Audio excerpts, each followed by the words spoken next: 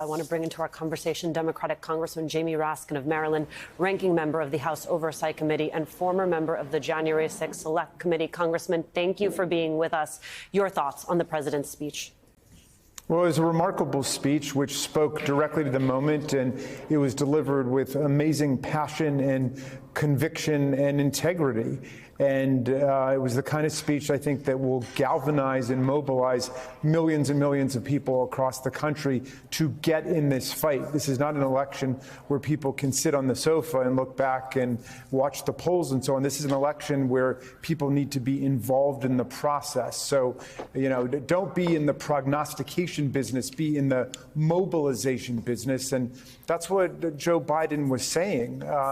Everything is on the line right here. And the question is, what kind of century is this going to be for America and for the rest of the world? And are we going to be in the forefront of defending democracy and human rights and freedom around the world? Or are we somehow going to get into the quicksand of autocracy and dictatorship with Vladimir Putin and Donald Trump and Viktor Orban and the other dictators around the world? Right. Congressman, we heard the president cast abortion rights as a democracy issue today. Talk to us about how these issues fold into the broader idea of defending American democracy. Well, Lincoln described constitutional democracy as the beautiful silver platter upon which rests the golden apple of freedom, which means that we need democracy to support freedom. It's not a guarantee. It's necessary. It's not sufficient. But we know that the autocrats in Moscow and the kleptocrats in Mar-a-Lago and the theocrats of MAGA and the House of Representatives are not going to defend women's freedom in America. It's only the Democrats that are going to do that. So we need democracy for freedom to have the chance to flourish and survive in the country. And both our democracy and our freedom are under attack at the same time. And it's exactly the same struggle that we're waging. Congressman, you said today you've seen the polling showing that a large chunk of Republican voters think that 1-6 was an inside job. How do you break the fever of disinformation that seems to have taken hold of many on the right?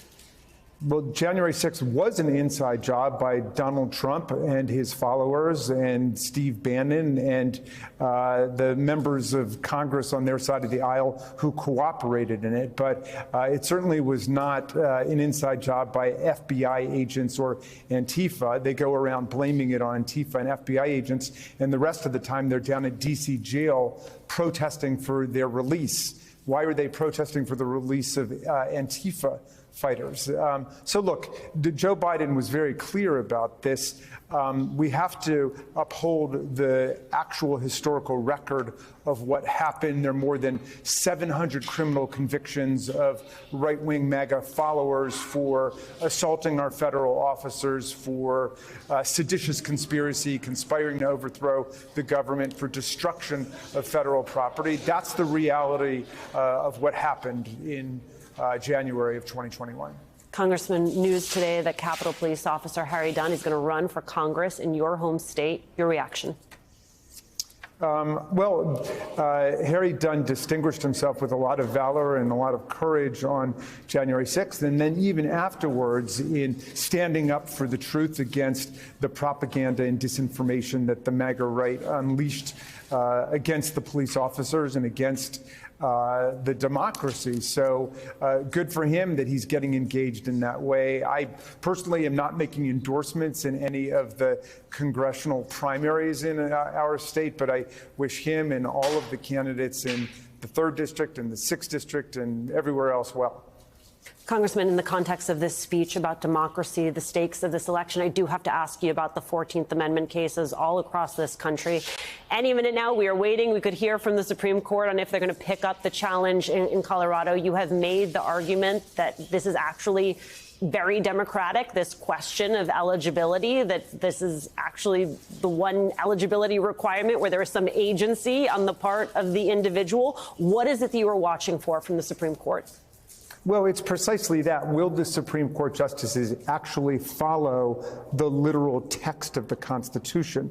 Will they be textualists? Will they be originalists? The whole purpose of Section 3 of the 14th Amendment was to say that the very worst offenders in the Confederacy, the people who were trying to keep the slave aristocracy going of the masters. Those people, if they were in federal government before and swore an oath to uphold and defend the Constitution and violated that oath by engaging in insurrection and rebellion, should never be allowed to hold office again. And so I'm looking to see whether or not they're going to stand by that very simple proposition. There are more than 100 million people who are disqualified for being president, most of them for age. They're under 35. I think that's like 75 million people. Something like 25 million can't run for president because they were born abroad, like Arnold Schwarzenegger and Jennifer Granholm. Some people can't run for president because they've already served 2 terms, like Barack Obama. So there's a lot of people disqualified. But you are right. There's only one form of disqualification that people choose themselves through a malevolent act against the Union, and that is people who try to engage in insurrection or rebellion. Donald Trump is in a tiny group of probably fewer than a dozen people who've disqualified themselves by attempting to overthrow the constitutional order. And it wasn't just on January 6th, by the way, it was in all the weeks leading up to it in which he tried to overthrow the election, which he had lost by more than 7 million votes, 306 to 232 in the Electoral College.